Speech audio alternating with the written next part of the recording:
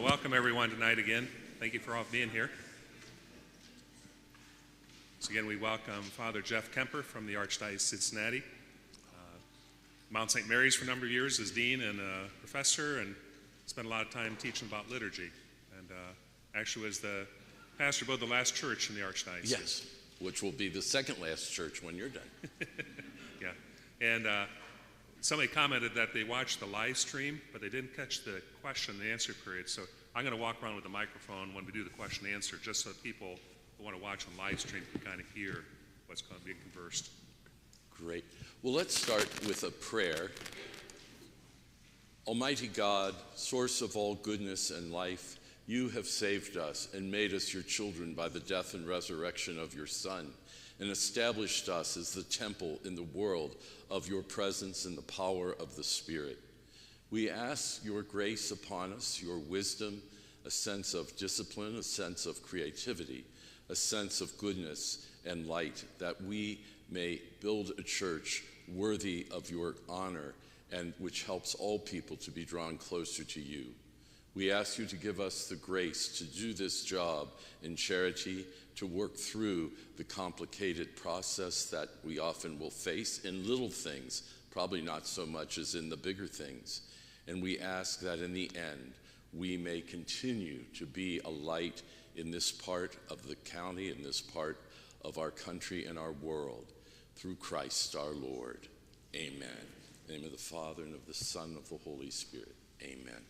I was going to ask, before we start this session, for people who were here last week, did you have any questions or anything from last week? All right. That means I was either very clear, or you're like, oh no, I don't want to get him going on a question because he just doesn't shut up. So I'm glad we're here. As we call this part two, and I call it When Living Stones Build, because the title of the book is Built of Living Stones, and it comes from that passage from St. Peter's first letter, where he says, you are living stones of the temple of the Lord. And so we who are the living stones that form the temple of the Lord now build the temple of stone for the church to be able to worship and to pray. And now this week I have a clicker, or whatever you want to call this, and I can probably screw this up as well as I did without one last week. Can you all see okay? So last week we left off with what were the things necessary in the sanctuary, and we talked about the altar, the ambo is the main things, and then the chair where the priest presider sits, often called the presider's chair. And then the final thing that they mention in there, which are not seen as of the importance of the other things, but accent or bring focus on, is number one, in the sanctuary there is to be a crucifix by the altar. Now when they say by the altar, they don't mean it has to be on the altar. In fact, they say if you put a crucifix on the altar that people can see, it sort of blocks what you can see happening at the altar. So they say, they recommend that it could be on the wall, it could be hung from the ceiling, it could be the processional crucifix, which would need to be big enough for people to see, but also not so big that someone can't carry it in if you're going to use the processional cross. If the processional cross is not the main crucifix, so for example, here you have the crucifix on the wall, then after the processional cross is carried in, it's put out of sight so that there's one crucifix by the altar. And then candles by the altar. It says there should be between 2 and 6 candles. It's up to whatever you decide. And ideally, they are placed by the altar. If not, if they can't be placed by the altar, they can be placed on the altar. Now, were the candlesticks saved from the other church? There were about 6 left, and then they might get 4 or 5 when they try to come back. Okay. You know what you can do with those is, and I don't know, were they like floor candles or, if they're floor candles, that's fine. If not, there's ways to have a stand made to raise them up. One of the things about the candles on the altar that they say is It should not be that the altar is loaded with a bunch of stuff, so that the altar is always extremely special because it's the place of the making presence of the sacrifice of Christ, the table, the Eucharistic table, so candles by there. And so 2, 4, or 6 or whatever, and those could be increased by feast, 2 candles out normally or whatever. That's all for you all to decide in that. The candles should be real wax candles. They don't have to be, there's no limit on the wax, but it should be a candle, and it should not be a fake candle. One of the things is that in church, we don't try to present, everything should represent the truth of what it is, and so that's the point of saying not fake candles. The Paschal candle obviously is an important candle, and I put it in here because we're going to segue right into the baptistry. But the Paschal candle, it says, reminds us that it is the light of Christ which overcame death. Christ is, and so it should be in proportion to the size of the church. Now, normally the Paschal candle does not get moved around much in a ritual way other than it's carried in. So it has to be carryable into church. And yet it should also be in proportion to the size of the church, so that if you have a big church, you don't have some spindly little candle there. But that's all for you to decide. And that would require a stand for that candle. So hopefully that was saved and could be used too. So anyhow, those are the points on that. Now we'll move into baptism, the baptistry. And there we go. This, the baptistry, it mentions in the guidelines, the sacraments of initiation require a prominent space for celebration, and the theological connection of the font to the altar should be manifest in position, in relationship of position to the font and the altar and the type of material used. Now, what does that mean? First of all, in the old days, if we would go back to before Vatican II, usually a church had a baptismal font in the back of church, often in a little area off to the side, sort of a room dedicated to that. And that idea of it in the back of the church goes back to ancient times of the church coming into church. There was a font in the area where you entered to symbolize that as you come into the building, we're reminded that we come into the life of Christ. And so the baptistries would be there. If you go to Europe, there's baptistries that would have cost more than to build a whole new church in these glorious places. But the point is that the baptismal font should be someplace close to the main entrance of the church to symbolize that. We're also going to find that that can be significant in relationship to funerals. The exact location of that comes down to what is looked at in the whole thing. Is it in the gathering area itself? Is it inside the church past that gathering area where the people gather together? This is just something you get as a benefit, like the Jinsu knives with the bamboo steamer. But one of the problems I find in church, it's a very pragmatic problem, of the baptistry in the gathering area, is that it often, people begin to set things down on the font, and it's hard to keep that area warm enough in the winter for, not that it won't be warm enough, but that the cold air of people coming in and out. So those are just some things to consider there with that. The theological concept, a connection between the font and the altar, and that is that baptism in the early church, and even to this day for adults, the order of the sacraments of initiation are baptism, confirmation, and Eucharist. We are born and brought forward to be fed and strengthened in the Spirit. So they're seen as a connection between those. Now, how that connection comes about could be in the position of the font down the center aisle or whatever with that. It could also be in materials that are used that connect those two, that people look and say, oh, the font is made out of whatever in here. In this picture, which this is not saying this is what your font should look like, but it's the only picture I had of a font, the font is made of some kind of marble, granite, I don't know. I could never keep straight what was the difference between marble and granite, but they did. And then the altar top here, which you can't see very well, it all looks like it's the same thing, but it's that black granite as well, so to hold that together. One of the things we find when we look at this is that it should be large enough for so we're talking here about the baptistry area. So there's an area.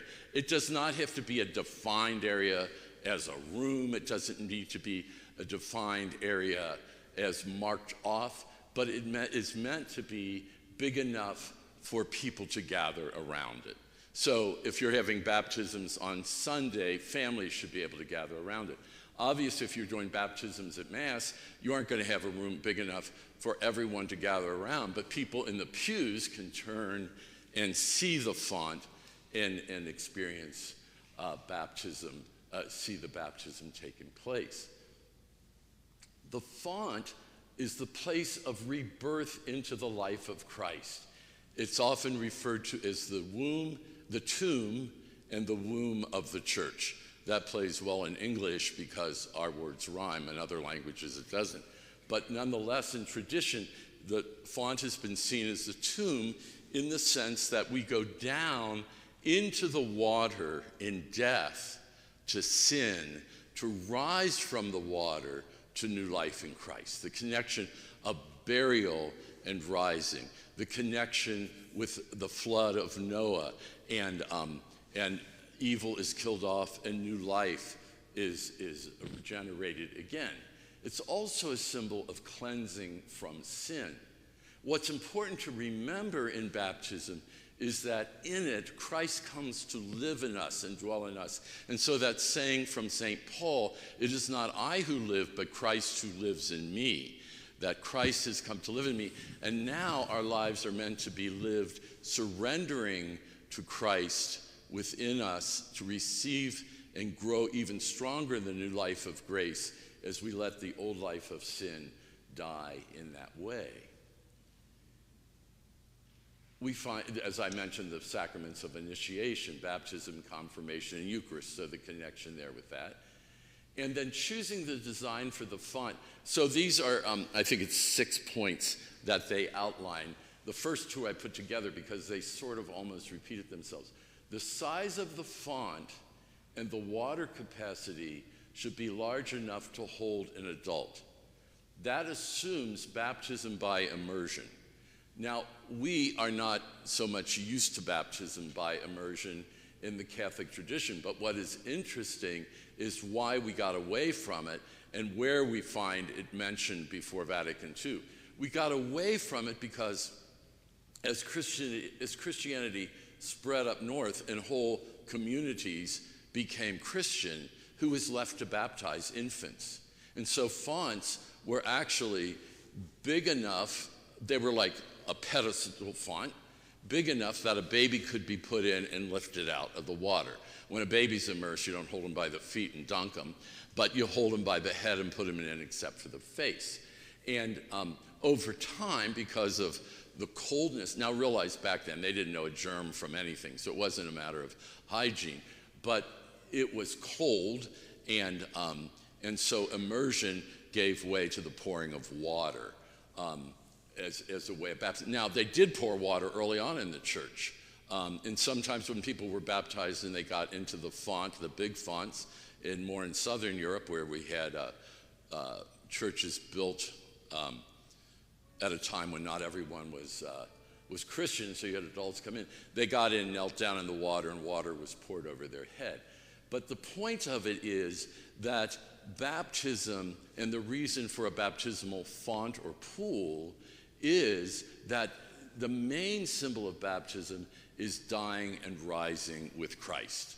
That can seem very strange and very weird until you see it done and until the priest or the deacon does it and says, this is doable. So anyhow, I'm just pointing those things out to you with that. Choosing the design for the font, baptism is a sacrament of the whole church, and in particular of the local church. And what they mention that for is that it is not meant to be just shoved off in a corner. What often happened is with baptistries ceasing to be dedicated areas and being sort of places that would collect stuff, as churches became more in tune with, we have to have a restroom here, or we have to have a space for this or that. The baptistry often got taken for that, and the font would then be put anywhere you could find a place to put the font, or left in that area, and we stored a step ladder and a mop in the same area with that. And so the point is, it's not meant to be something that's just off out of the way, but something that the people can participate and be present at, as well as reminded as they come in. I want to say this. The church is not saying baptism must be done by immersion. It is saying that that option should be taken seriously in that. The other thing I said is, I would tell you, actually in the rite that anyone here over, well, I'll just say anyone baptized before 1969 was baptized in, the rite of 1614, states immersion is there, but realizes that often that's not going to be possible in that situation. But just so, some people say, oh, now we're becoming like Baptists, Well, actually, Baptists became more like us. Choosing the design of the font. The location of the baptistry will determine how and how actively the entire liturgical assembly can participate in the rite. In other words, its location, how much space you have, and all of that makes a difference. That sort of goes back to number 4. What I'd like to say something about the font here is there's many different designs of fonts. The one we saw in that picture is an octagonal shape, and that's an ancient shape of baptismal fonts. And the idea of 8 sides, 7 is the number in Jewish tradition of the fullness of something complete. God rested on the 7th day because the creation of the world was complete. For Christians, they saw it as we have gone through, we're beyond the completion of the natural world, and so we're in a new time, the time of the kingdom. And so it was 8 became the symbol of that new time. You might find in some places you read Sunday is the first day, Sunday is the 8th day. Well, which is it, the first day or the 8th day? Well, that 8th day was in relationship to creation, and we're in a new way of being. First day of the week, 8th day. I always say, don't get going on math in the Catholic Church, because you have one God, 3 persons in one God, each of them is God, that all that is there. So we find that with the font. The relationship of baptism to the other sacraments recommends that the baptistry visually symbolizes that relationship. In other words, once again, that sense of the baptistry in a place where when the other sacraments are celebrated, people pass by it in that way. All of this, remember, are principles. And in building, I'm not saying at all don't follow these, because I really believe strongly that the baptismal font makes a big difference in people's understanding of the life of the church and their life. Because when they come in, instead of having little fonts at the door, they dip their hands in the baptismal font and are reminded that this is how we came to life. And we came to life through the death and resurrection of Jesus. But so that the other sacraments celebrate it. For example, we're going to find in the rite of funerals, where it's so obvious that we sprinkle the body with holy water, and the words are about baptism. On the day of their baptism, Fred died with Christ and rose with him to new life. May he now share in everlasting life. When that water is drawn from the font, that makes a difference in that way. And then the OCIA, which we used to call the RCIA, but the new actually, the new translation goes to the original name, Order of Christian Initiation, culminates at the Easter Vigil. And so it says there should be places where the newly baptized can dress. In other words, we need places for that if it's by immersion. That does not mean that you have to have dedicated rooms that you say, oh, that's only for, somebody getting dressed after baptism. But you have to say, where would they go to do that? Most churches, if they have like a sacristy in the back and a meeting room, they're blocked off, and it works well for that night. But that's something you want to consider with that. Then the place of the sacred oils. So it's called an ambry or a repository. And I don't know if you have one out here in the back. So it's a place where the sacred oils are stored and displayed, once again as a reminder that through the grace of God coming to us through the act of anointing. Anointing has always been associated in the Jewish tradition from the time of a king is for the anointing of priests, prophets, and kings. And so we who are baptized are anointed with the oil of catechumen before baptism as a sign of being strengthened. An oil is a sign of strength and healing.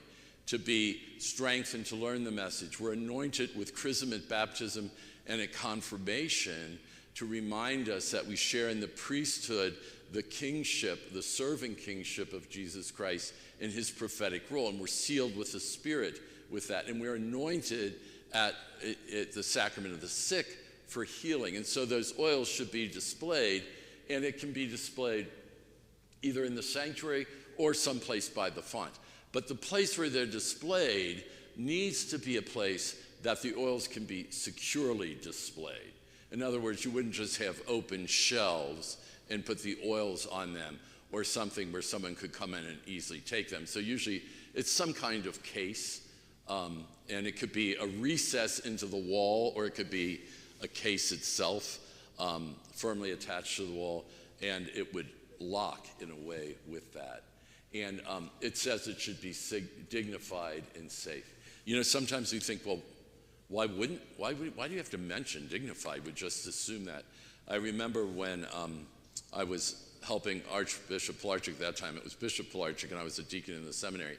And we went out for confirmation, and communion under both kinds had just started. And it was very clear in the guidelines. It said, the vessels are to be worthy and dignified vessels. And we went to this place, and they had tumblers that had wheat painted on them that they got. At that time, there was Gold Circle stores. I don't know if you had them up here. But they were like Kmart in that. And Archbishop Pilarczyk was very patient but clear that that is not what was intended. So that's why they always mention the thing of dignity with those and safe. The other thing is, some churches buy vessels to hold the oil, to store the oil, and they're huge, and you don't need that much oil. Some places bought ones that are like this big. It would hold a quart of oil. Well, unless you're changing the oil in cars, you aren't going to need a quart of holy oil for that year. Cathedrals obviously have to have big ones, but to be aware of that, so with the holy oil. Then, before we do that, any questions on baptism or font or anything like that? Comments? All right. Then let's look now at the reservation of the Eucharist. The Eucharist, so that we understand why we reserve the Eucharist, is the Eucharist in the early church was reserved for the purpose of communion for the dying. That's why they reserved the Eucharist. And of course, in the early church, they didn't necessarily have a church building. There were some church buildings as early as the late 100s ADs in places that had sort of established a good Christian context, in a room of a house or a building was dedicated. But that was pretty rare. But the Eucharist was reserved, and so it wouldn't have been reserved in a church like we reserve it in a church today. But the priest or the bishop would have kept Eucharist to take to the dying. And because they would take it to the dying, it would also be taken to those who couldn't make it to Mass. And that might be people who were sick. It might be people who were unable to get to church. Remember, there was slavery around, and Christianity appealed to slaves.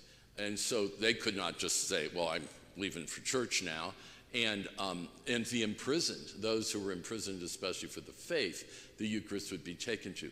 Over time, people said, as churches came to be, and there was a place to reserve the Eucharist, which was originally in the sacristy, the place where you get ready for Mass and all of that.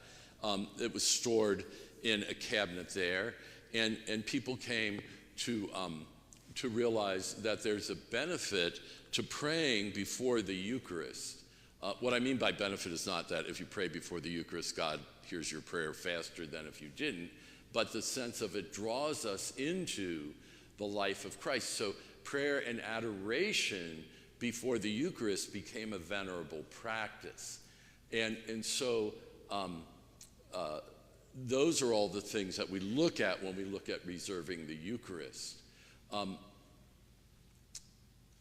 One of the things that we look at with that is the church is very strict on where the Eucharist is reserved, in the sense of you can't just say, well, I'm going to take it home and put it in a little jewelry box on my dresser and I can pray before it.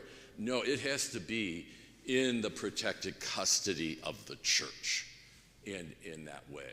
And so it's not like you can just say, oh, we'll put it anywhere. And because it's Christ himself, it needs to be a place of reverence. The time of prayer before the Eucharist is to help us to foster a greater and deeper participation in the Mass. Now, that's not necessarily a one-to-one correspondence. I pray before the Eucharist. Now when I go to Mass, I automatically see this or that. But it's always related back to the Eucharistic action. And the Eucharistic action that we do is not simply to get communion on the altar and therefore for us to receive communion. It's to remember the dying and rising of Christ, which has saved us, and that we are drawn into it. We are fed into the dying and rising of Jesus by receiving Christ himself. So Jesus Christ, who we receive in the Eucharist, is completely and fully present, not just in the sense of, well, his body's there, he's God, he's there, but his whole action for our salvation, the pre-existent Christ who existed before there was ever anything else, in union with the Father, the Son of God, the incarnate Christ, born, who lived like us in all things but sin, the crucified Christ, who suffered at the hands of sinners and died, and the risen Christ is present. All of that is one Christ. And that's when Christ is present in the Eucharist, we mean he is there for that, in all those dimensions. And so it's meant to bring us into a deeper appreciation of Mass and also a deeper love of God and charity towards our neighbor. There are people who you know, they'll pray before the Eucharist all day, but they'll go out and treat people like they're dirt. But there's other people who pray before the Eucharist for great hours and go out and do great care and concern for other people. So it's not one or the other. It's that we have to incorporate those two together. And so when we look at that reservation of the Eucharist, it's meant to bring that about. And the tabernacle, there should be only one tabernacle in church. Now, the exception to that is churches which were built in olden days, and often there would be multiple altars, and often they had tabernacles with them. But the Eucharist wasn't reserved in all those tabernacles. Often those tabernacles sat empty on the side altars. And the side altars for Mass were there because when there were plenty priests, priests did not concelebrate at that time. They would say their own Mass every day. And when I was in high school at St. X in Cincinnati, there was the big chapel, and it held like 300 people. And then there was a hallway, and down that hallway were 10 altars lined up. And the priests who weren't the celebrant that day at Mass would often say Mass at the same time in these little things. And I would go and serve for them. I hate to say the reason I went and served for them was because we were out 20 minutes earlier if you served for one priest, and you got to lunch early. I hope I've changed. So anyhow, the tabernacles, there should only be one in church. It should be solid, unmovable, opaque. In other words, you cannot see into it through it shouldn't be made of glass or something like that. And it should be securely locked, not with some little flip thing, but that no one can take the Eucharist. No one can steal the Eucharist, and that becomes important with that. And then it says that it can be placed on a pillar, which I spelled pillar wrong, or stand or embedded in one of the walls. It is, and then I have that solid and movable thing again. In other words, it should not be on a huge altar, except if you had an old church of which removing that altar would destroy the context of it. And so it's not, it should be on something, and the size of that should be big enough that when you go to the tabernacle, there's room to take the ciborium out, which is the container holding the host. And if you have to fill pyxes or patens or whatever, you can do that. But it should not be a huge place with that. The iconography, we know what icons are from computers, which are different than icons in religion, which are painted pictures. And when we use the term iconography, we don't mean necessarily the Greek Orthodox type looking pictures, but images around the tabernacle should be drawn from Eucharistic, either symbolism, or it could be a picture of the Last Supper. It could be those kind of things, but it shouldn't be just a lot of other stuff around there, like, oh, here's a collection for all our different devotional things, so that the tabernacle remains, the Lord remains, is seen as not equal to anything else in the church. By the tabernacle should be a special oil lamp or candle that burns continuously near the tabernacle as an indication of Christ's presence. So usually that's not always, it does not have to be a red candle, but most places have a red glass container with a candle in. It can be an oil lamp or a candle that burns continuously as an indication of Christ's presence. And then, of course, the behavior around that tabernacle should be of the utmost reverence and silence. The location of the tabernacle should be in a part of the church that is distinguished, conspicuous, visible, obviously visible, beautifully decorated, and suitable for prayer. Now, this is where you get down to, well, where is that and how should that be? And so we look and we see that the bishop is the final determiner of where the tabernacle is located. The bishop is the final determiner. And so when your plans are made, the bishop will have a say on what you do. Now, this is what I know about what the bishop says in an informal discussion with him.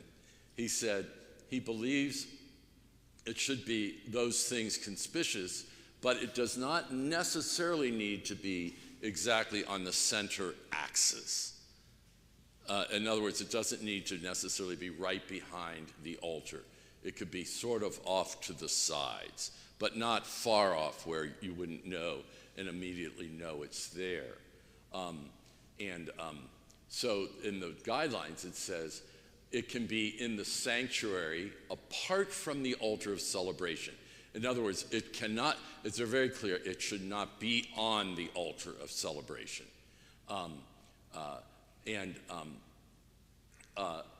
But it could be behind it, it could be towards the side, or whatever with that. Or it can be in a chapel suitable for private adoration and organically connected to the church and readily visible to the faithful. So probably it would be the type of thing as you have it over there. It could be in that kind of fashion.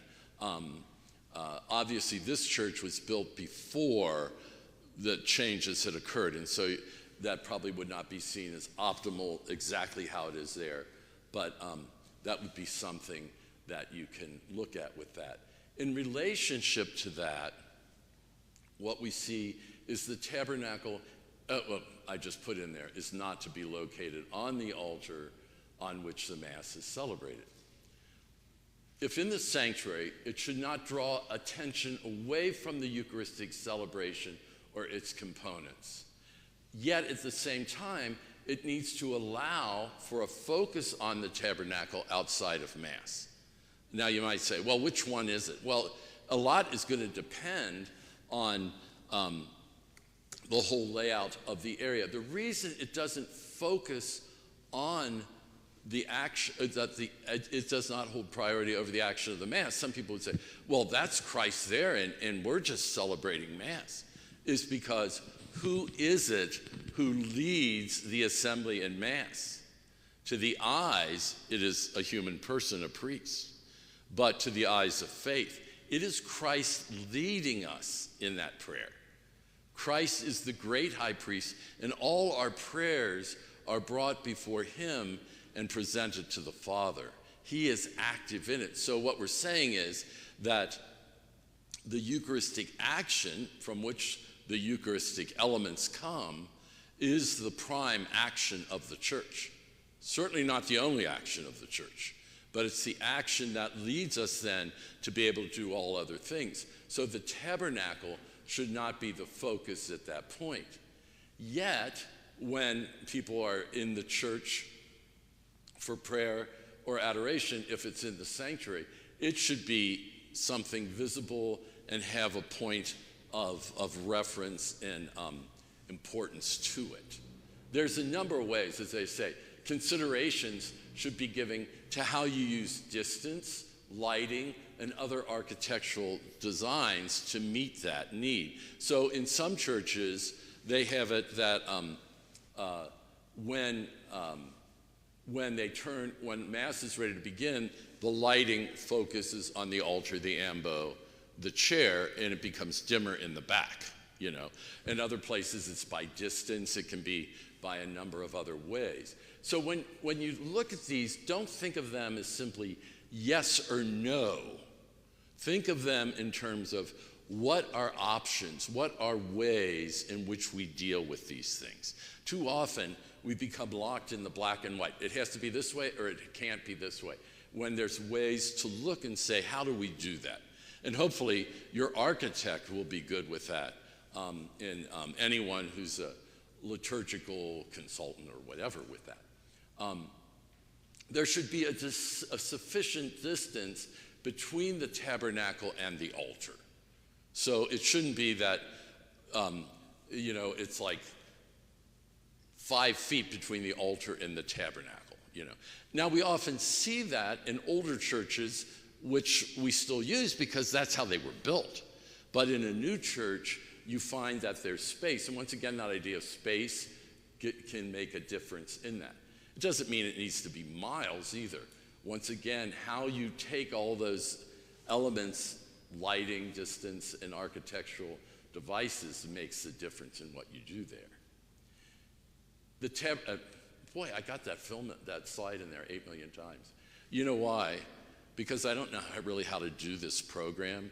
So what I do is make duplicates and then erase the lines and put in new things. And obviously, I left those in, and I'm a terrible proofreader. If it's in a separate chapel, there should be adequate seating and kneelers.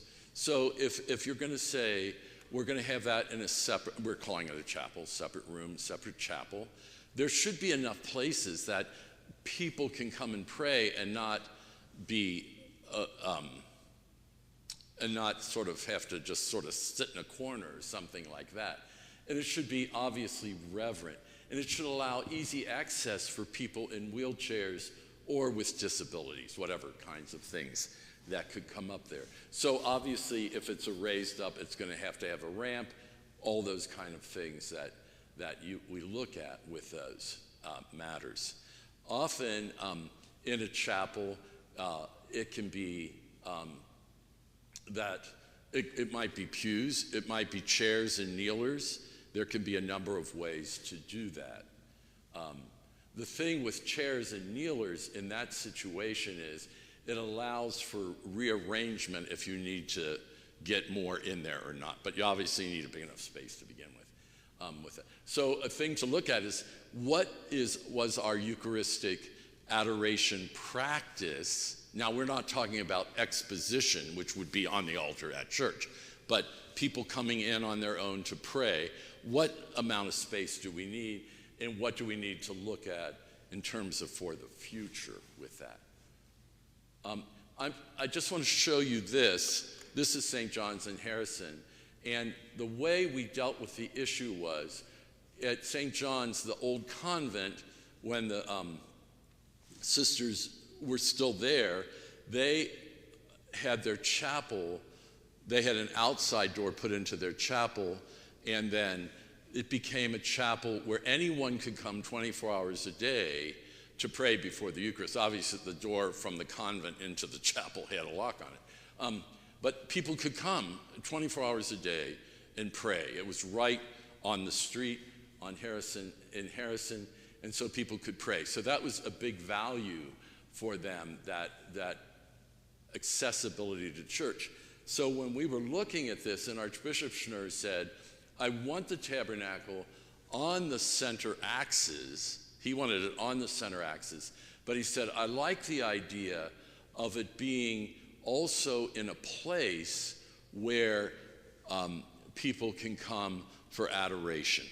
Now, another benefit to this is that, so what we did at St. John's was built, and then this here, oh, you think I never walked up a step, and I'm not even drinking.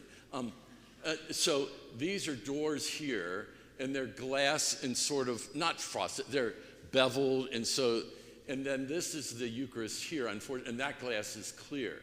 So the chapel is there behind, and the Eucharist is reserved here. So if you're in church, you can pray before the Eucharist, or you can be in the chapel at any time to pray before the Eucharist. With the lighting for Mass and such, if people come in, they just know, if there's Mass going on, they know to stay towards the sides, and people don't really notice people there. But that worked out well for us, and the people appreciate it.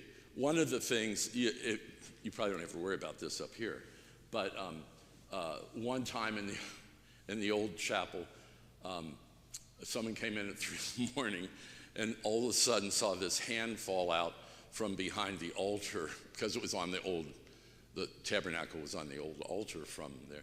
And it was like quite disturbing at 3 in the morning. And it was a homeless guy who was sleeping in there.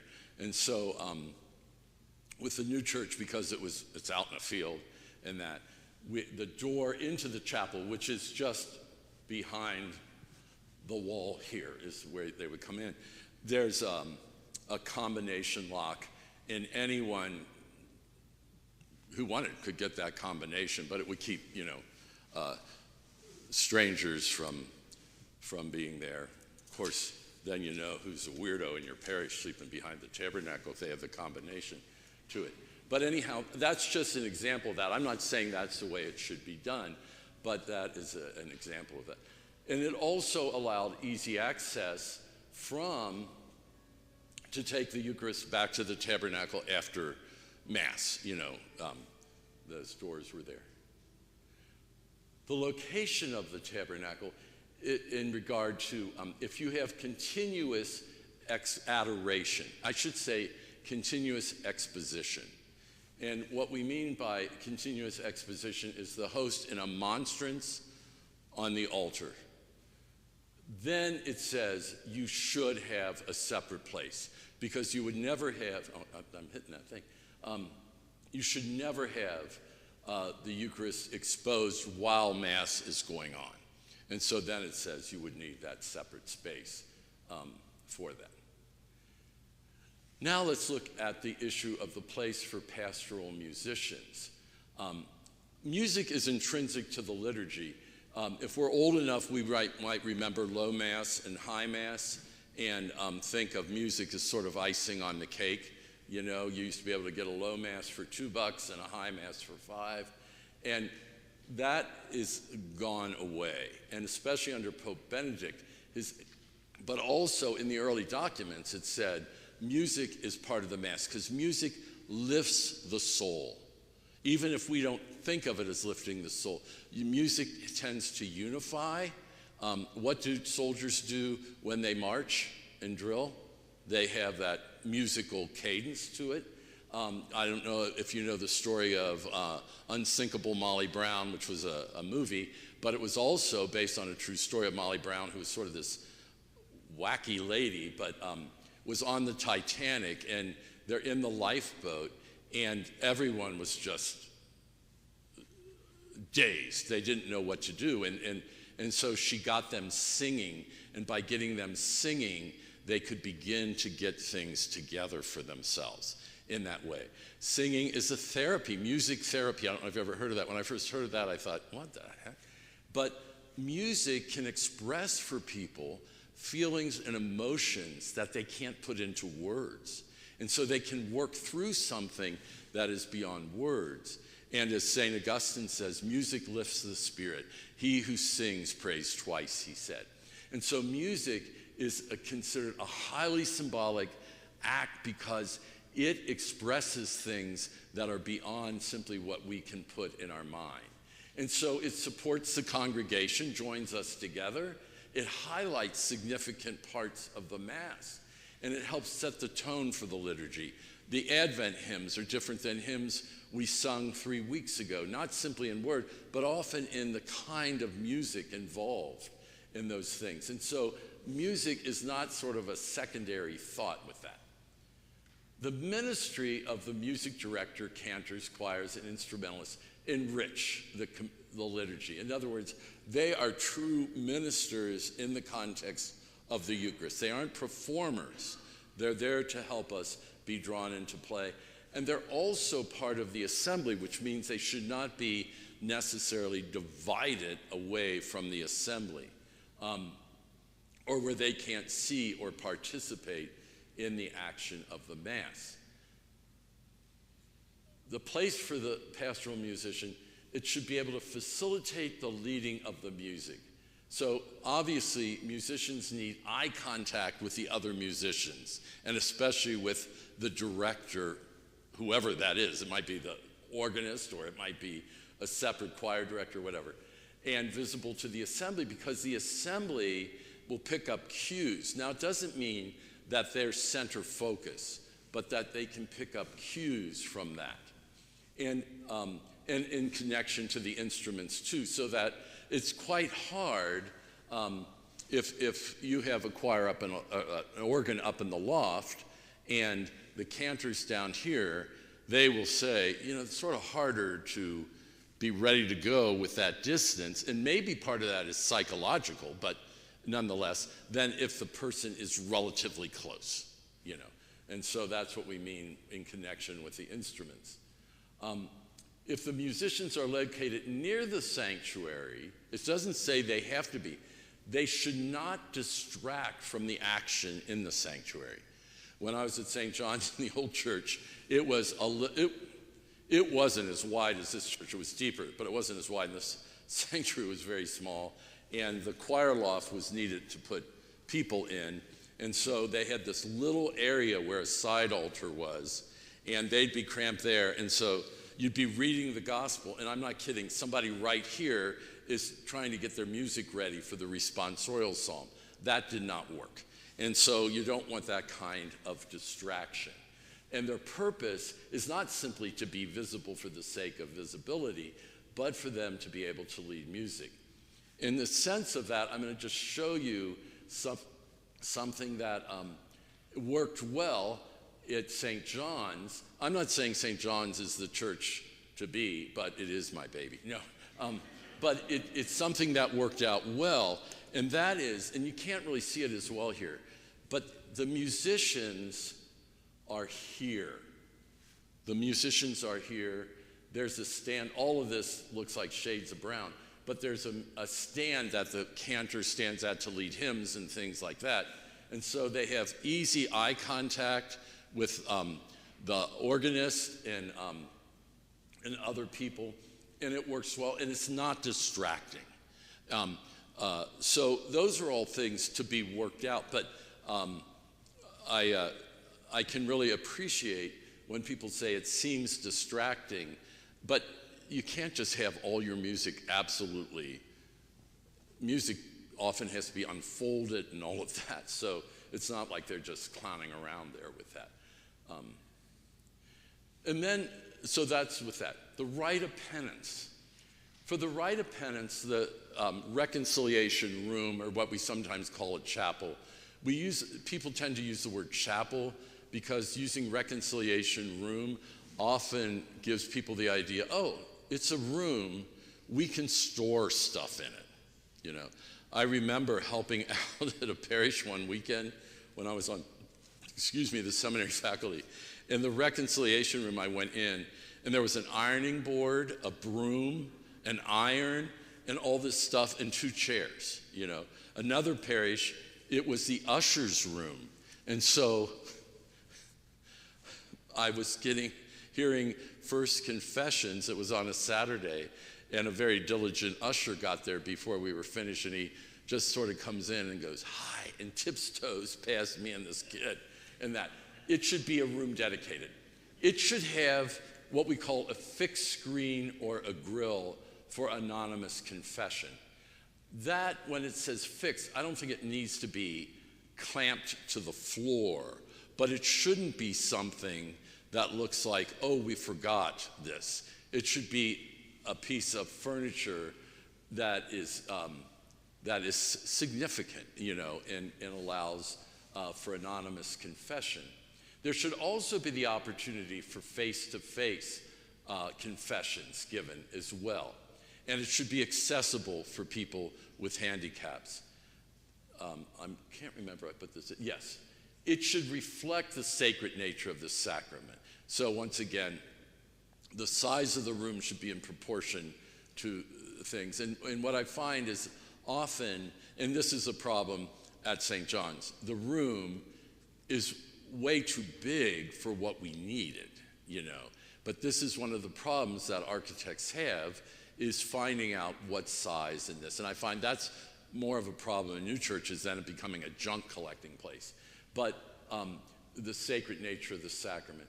The lighting, iconography, and furnishing should reflect the worthiness of this sacrament. In other words, it's not like, go get 2 folding chairs out of the multi-purpose room and throw an old pad on the floor for someone to kneel on. So you want to look at it and say, how do we make this a place that is inviting, that is a place where people feel the forgiving nature of God?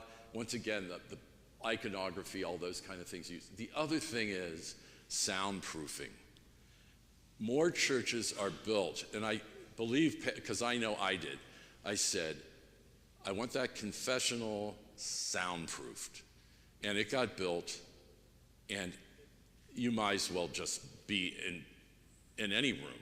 And so we had to use, places use these sound machines, you know, like for people when they try to get to sleep.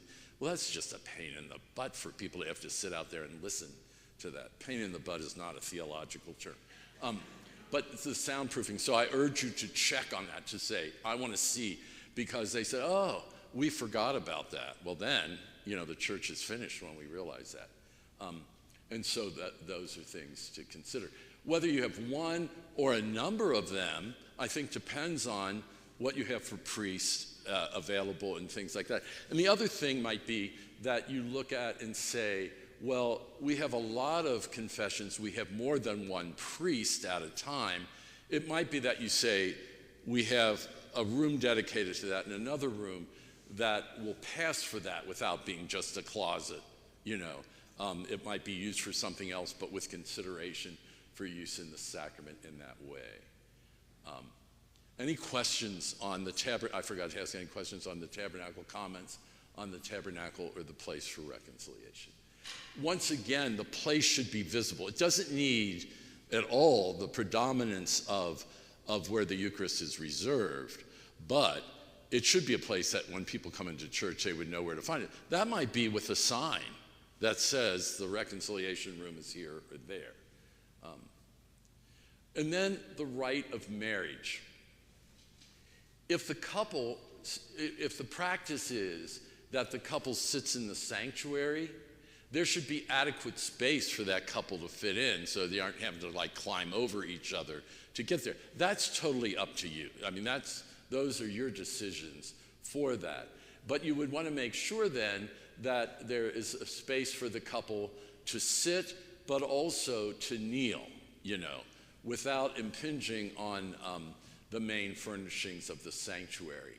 And then there's other considerations you might look at in terms of local customs that places have and what goes on. You know, sort of like taking flowers to the statue of Mary and things like that. Now, that wouldn't mean that in the design of church, you're going to say, well, where we put the Mary statue is solely based on what we do at weddings, but you want to look at that. And it doesn't mean that people can't walk a distance to go there. I do have to tell you this story. At St. Columban's, the musician's name is Mary Bellman. And this couple said they wanted to take flowers to Mary. So it's at the end of Mass, and the priest says, take the flowers to Mary. And they walk over to the organ.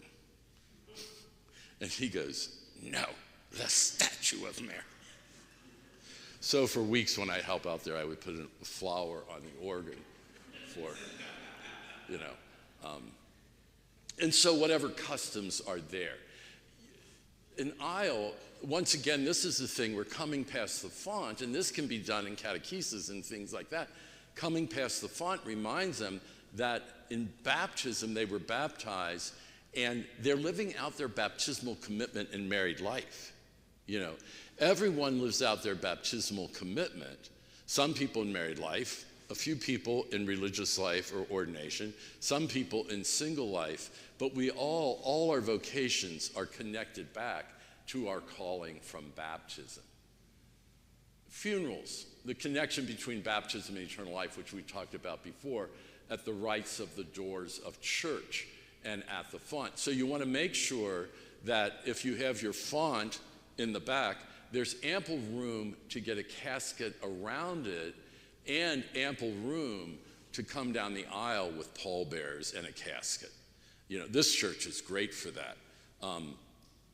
In fact, you could have really heavy people be pallbearers in this church and still get a body down here. So that happens. And then especially up in the front, there should be room for a casket and for people to be able to come up to communion easily and return to their place. And so on that, I think I have put around the fontain entrance, easy movement of the casket for the family and mourners. And remember, the family is going to be gathered back there with them. And you don't want them standing out in the gathering space unless your font is out there. You want them inside. Sufficient for the casket and pallbearers, as well as the distribution for the aisle. So the front aisle needs to be big enough. The main aisle needs to be big enough. It could be that there's cut out like here in the pews that allow for that. One of the reasons in older churches that probably didn't take place is because until like really in 1910, people did not go to communion very often. And so they didn't really worry about people coming up for communion. There's a whole story of funerals in Cincinnati and Archbishop Purcell saying every funeral had to be completed by 10 o'clock in the morning because the Irish and the Germans would come drunk later in the day after the wake. So there's all these wonderful stories that don't make it into devotional histories. Popular devotions. So popular devotions nurture the spirit of prayer, and they draw the faithful more deeply into the life of Christ. And no popular devotion is the devotion all Catholics should do. They're called popular because they're the devotion of the peoples. And so parishes can have special devotions that they have, or it can be looked at and said, these are the ones that we feel are part of our tradition here. But there should also be an openness to other devotions. As with any devotion, the purpose is to draw the faithful more deeply into the life of Christ. A situation that can arise with devotions is that everything has its pros and cons. Is sometimes devotions, even sacraments, become like magic things. If I pray this, I'm guaranteed this. If I do this, I'm guaranteed this. One time I found in the back of church a novena to St. Joseph, which if you did it for the 9 days, it has never been broken, and it began in 50 AD. So somehow I don't think that's true. 50 AD, a devotion, a novena, and the idea that if you do it, you definitely get it. We pray to be drawn into the life of Christ, and so devotion should lead us to a keener participation in the Eucharist and lead us in our lives to nourish what happened there. Sacred images, which go together with, I think, with devotions, is they create a sense of devotion and prayer. They reflect the deeper realities of faith for us. And they do it through art. And art is not necessarily simply something someone does and we automatically like it in the sense of religious art. Or the purpose of art for religion is not simply to do something that we find visually or orally, using music as art, attractive. We like it, we like the sound of it, or whatever, and therefore it's worthy. It's meant to be that it draws us more deeply into the realities of faith. Some church art is very what we call representative. It looks like it's a picture or a photo. I'm not going to say this right.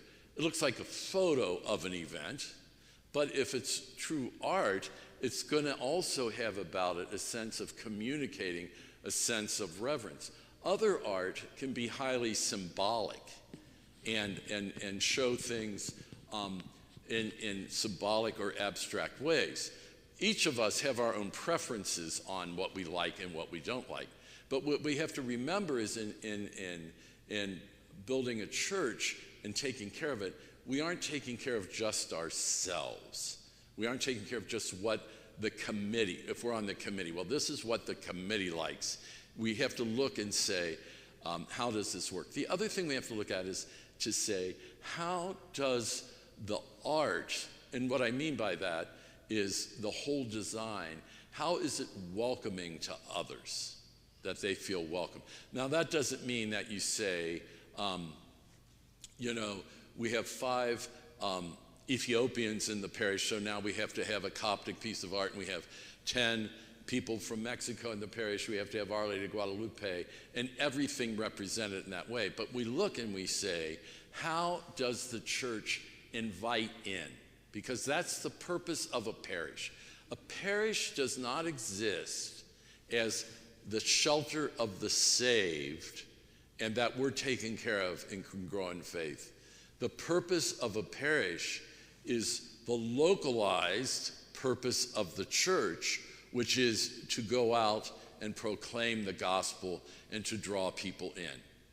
And we do that in the context of our everyday living. It's not that we all are going out as missionaries and in that way, but how we live our life, how we're nourished here, how we're strengthened here isn't just for our own salvation, but so that we can do that work of bringing it to others. So that's something just to consider when you look at the art you have in church.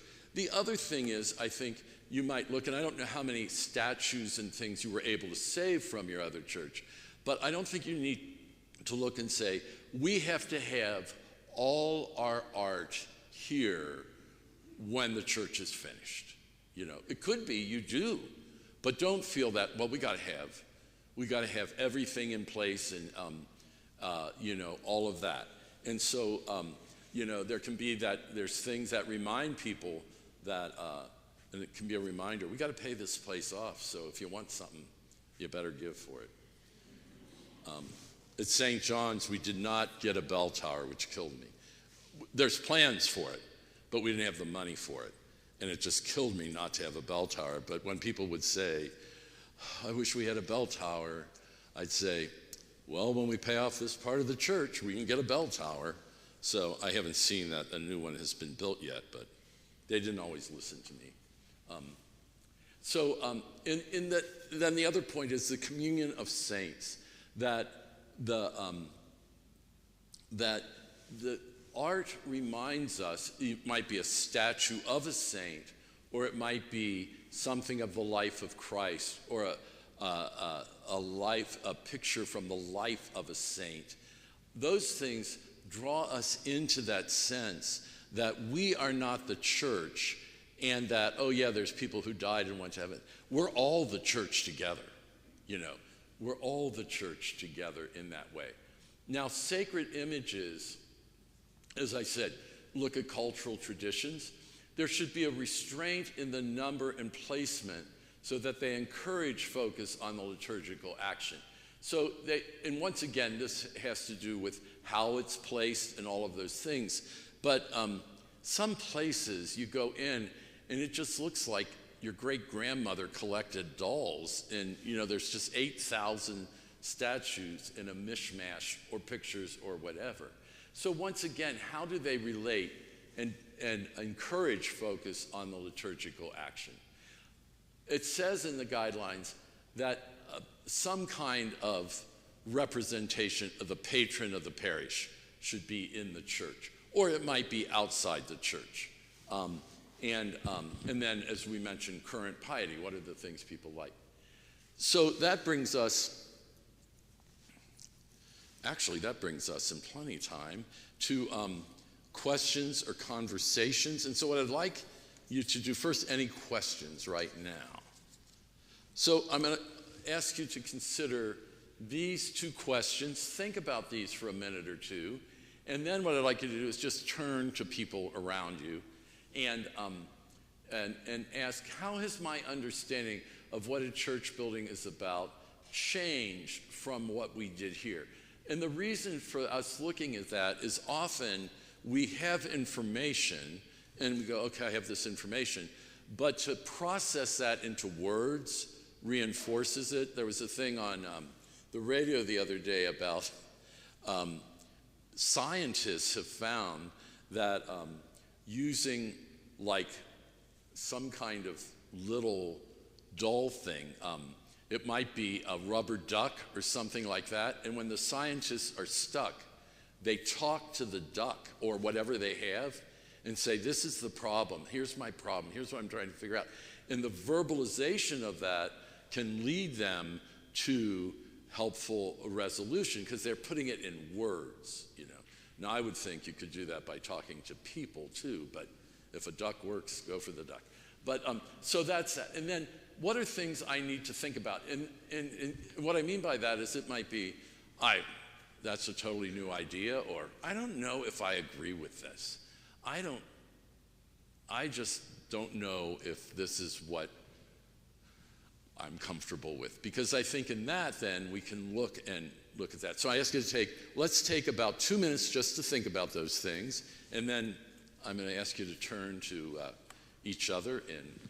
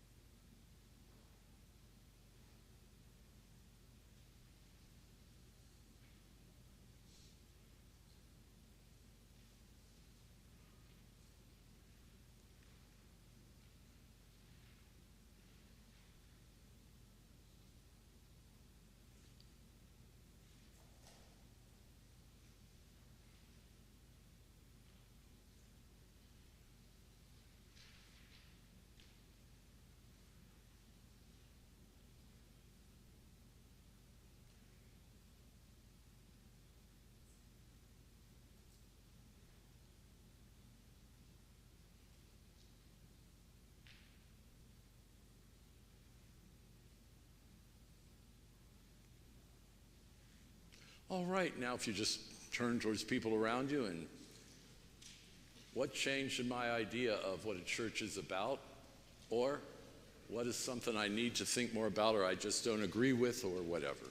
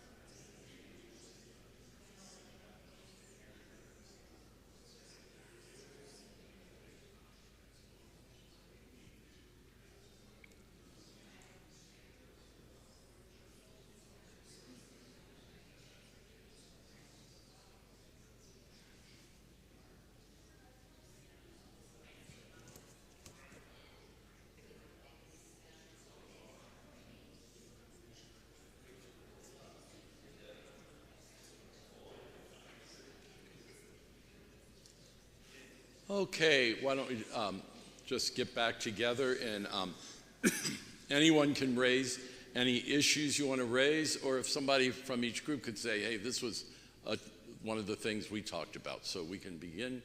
Anybody, questions, points, insights? And we'll come around with a mic.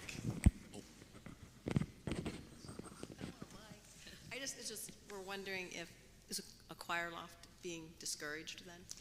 Yes, choir lofts are discouraged, but not prohibited. But it wouldn't be that the choir would be up there in the back. It's encouraged at that choir because there needs to be the leadership of song from up front. So I think that would be, I mean, there's not a theological reason for it, but that would be a thing. The other thing is it tends to separate people from the being one body, but that, you know, that's, yes. Let me. And it's got balcony in it. Could you just start that again? Wait a minute. Oh, okay. I'll let you take care of this. Our son attends Immaculate Heart of Mary Church in Cincinnati, and it has a balcony, and that seats people. However, though, there's a little bit of a feeling to me, it's a little bit more like a theater as opposed to Right. a sacred church. Yeah. I have to say that church as it is now is not as it is when it was built. And if you look at it as it is now and think there's problems with it, you should have seen it when it was built. It was a mess. It was one of the things that made Archbishop Bernardine, one of the churches that made Archbishop Bernardine establish an environment and art committee that had to approve plans because it was such a mess. So what they've done now, I mean, I think they've done the best they can with that. But yes, it gives that sense of, it's sort of like a theater. We're up there watching a distance, communion. It's a big loft. And so, yeah, that creates an issue. I don't know if I'm answering or if, yeah. I don't know. Are you guys landlocked? Are you landlocked?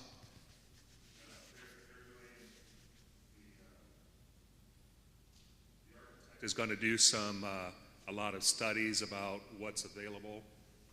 The cemetery is right behind, so that's an issue. You know, it's a sacred space, so you don't want to disrupt that. So there's wider. They're also doing some testing, not to go out and say we're moving it, but they're testing across the street, just see what's out there. But there was a school there, so they're doing boring samples to find out what's there. So we look at different options, we know what we're dealing with. It could be that you end up saying, for the space we're in, we might be limited and have to do that. But it's certainly not an ideal way to respond to the space issue.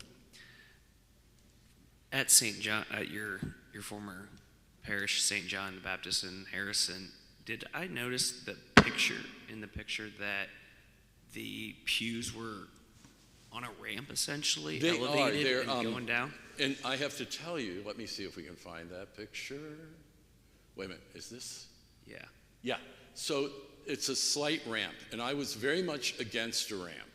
And the architect said, we're going to go visit churches he's done. And he says, the benefit of that slight ramp is that people in the back can see better. And I was like, well, okay. And when we went to visit the churches, it made a difference. Part of the reason I was against ramps is because I've been in churches where they're almost like theater ramps, you know, and you couldn't kneel because so we have kneelers and all of that, and it works well. And so as a person who had been against it and, you know, didn't want it, I was glad we did it, you know.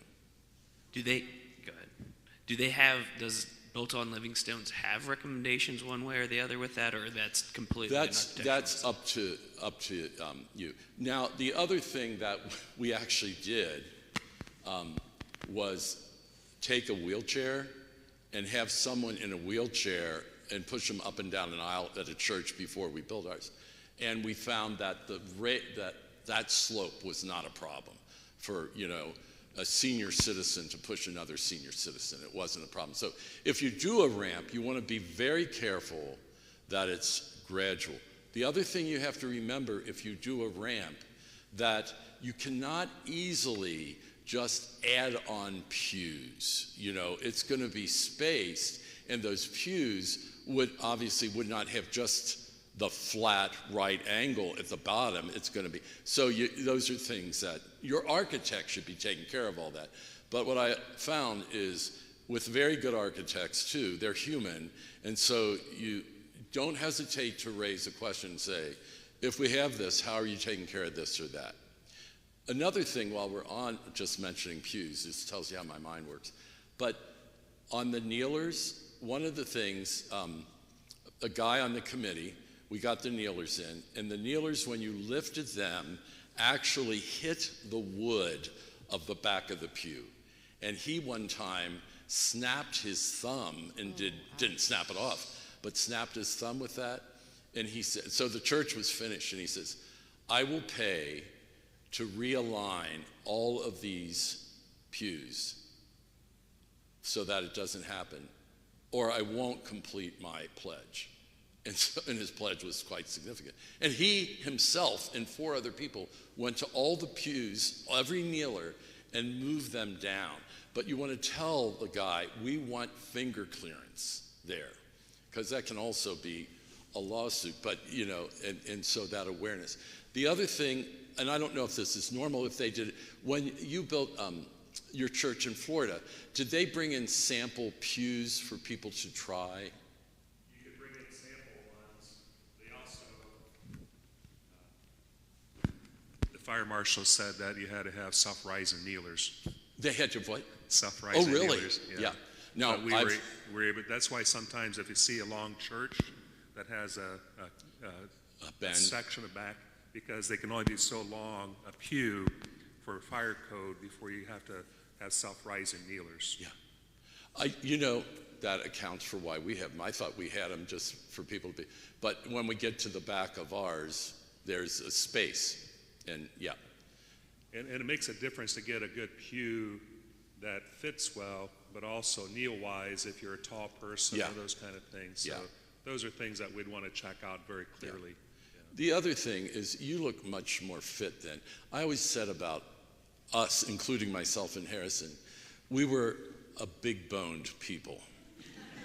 And the kneelers were like made for people who were from a famine. I mean, you're just right up against them. So if you have something in front of you, you're sort of pushed back. So those are all things you want to consider. The other thing is when they describe size of pews, you can measure pews. Like they'll say, this is how many people you can have in. They determine how many people you can fit by shoulder width. And I think it's 18, 21, or 24 inch. Well, I don't know many adults who have an 18-inch shoulder. Now, you've got to figure you're also including kids in that mix. But to say there's places that build churches saying, yeah, we thought we'd save money by saying it's 18-inch shoulders, and we hold 600 people, and they find they hold 520 because people are bigger. So just those are kind of things to look at. And your architect should bring them up to you with that. I got it. Oh, sure. You answered the question. I thought with the decline for elderly people, sometimes it's not so good. Right.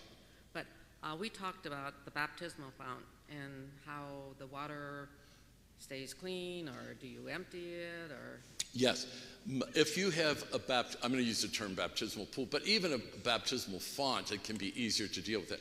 Anything you have, it should be able to be drained into what we call a sacrarium. A sacrarium is a hole in the ground that is not connected to a sewer system. And so the water goes in there. It's consecrated water goes in there. You have that in the sacristy now. All sacristies have that special thing. So today you can get filtration systems and all of that. At St. John's, I thought I'll get the Knights of Columbus to pay for the font, and there was a guy there who told me when I came there, I said, well, what do you do? And he says, I take care of pools. And I thought, how do you take care of pools in Cincinnati and make a living off of that? And then I saw his house. Here he designed pools for country clubs and maintained their systems. And he came up with a system. And so I think it could be worth saying, I'm going to look at this. It has not leaked, which can often be a problem. And it filters the water to, it's smaller than, so the filter would catch something the size of blood cell. And it has ultraviolet light that it goes through, so we don't have to put anything in the water. Once a year for Holy Week, we change the water, and it was never a problem. And so I think if you say you want to go that way, I would call St. Columba's and ask for the plans. Unfortunately, the guy died who designed it, but it was, I mean, other parishes have said, well, we've had trouble with leaking or with this or that. But yeah, you don't have to do that. Now, if you don't have a baptismal pool and you have a font, it might be just as easy to empty the water and put new water in, you know. But you want to have those things built in and not be there with a 5-gallon bucket trying to drain this and haul it back and forth. Does that answer that? Anything else? Yeah, one of the things that I noticed wasn't mentioned is the idea of a crying room for All the right. babies. We've got 2 of them here. You know, I think a crying room is just not in the documents at all, because that's considered to be something a place would take care of. And there's people who say, no, you should not have a cry room, and people who say, well, if you want to hear something at Mass, you need a place to go. And ideally, I would say there is no cry room, but we don't live in an ideal world. Now, we do live in a parish, and so you're going to have the noise of children in a parish. You know, when people say, I don't want any noise, well, then you want to go be a monk, you know. But a place, you know, you can't control a kid. I mean, you know, you think you're the parent, but you can't always. So to have a place for them to go, and a number of options would be to have a room where they could go, where people could still see and they can hear in that. Or St. Columban in Loveland had it where the gathering area, and that's another thing we didn't have a chance to talk about, but the gathering area is big enough that there's 2 sets of St. Margaret of York, no, St. Susanna's has it too. There's 2 sets of rows of chairs. They don't have pews back there because then you can rearrange it. And that's the cry room. You go back there, you know, and that. So that is, I think that's a good point that you brought up that I just didn't think of with the document, but, you know. Yes. Similar to the cry room, the gathering area outside the church. Yeah. Is there really any guidelines as far as what they would do? They size what they No, any guidance there? No, there should be a place big enough for people to gather. It doesn't have to be huge, but most of our what we call vestibules would not be adequate for that. It's good to have a place where people can gather. I've noticed in a number of churches, there's like a desk or like a welcome stand where people can take care of different things, register for the parish, find out about this or that. And that seems to be very helpful for people. It's a place where they can display things at St. Susanna's in Mason. It's a very international, use the word international parish. I mean, there are people from all over because there's 2 huge P&G places and I think a GE place close by. So it is like very cosmopolitan. And so there are places right now. There was a big display up for Our Lady of Guadalupe. Another time there's a big Korean feast that they would celebrate. And so there were places for people to have coffee and donuts and that. The trick is making sure that it stays clean and doesn't gather things up. But I think what you can realize is the farther people have to walk to go to something when they leave church, you're going to have a drop-off of people. If you say, well, we got a building over here, and they have to walk even 200 feet, it's closer to their car. So those are just things to consider with that and looking at that. But there's no explicit thing.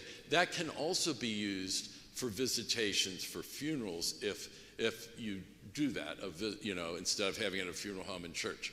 Personally, I think that a funeral home has a value that isn't found in having a visitation in the back of church or in the gathering area. That's my own opinion.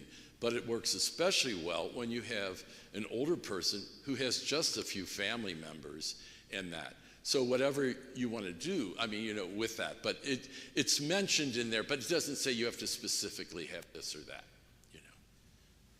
Anything else? I think we're over time. Thank you all. If I can be any further, I hope I've been helpful, and if I can be any further help, let me know. And I'm praying for you, and I hope that, I don't think it'd be likely you'll have a new church by Christmas of 26, but I'm praying you're in it and used to it by Christmas of 27. So God bless you all, and keep the faith and keep the charity and keep the zeal and trust in God. Why don't we close with the glory be? Glory be to the Father, and to the Son, and to the Holy Spirit, as it was in the beginning, is now, and ever shall be, world without end. Amen. Let us go in peace. Thanks be to God. Thank you all. Good to be with you.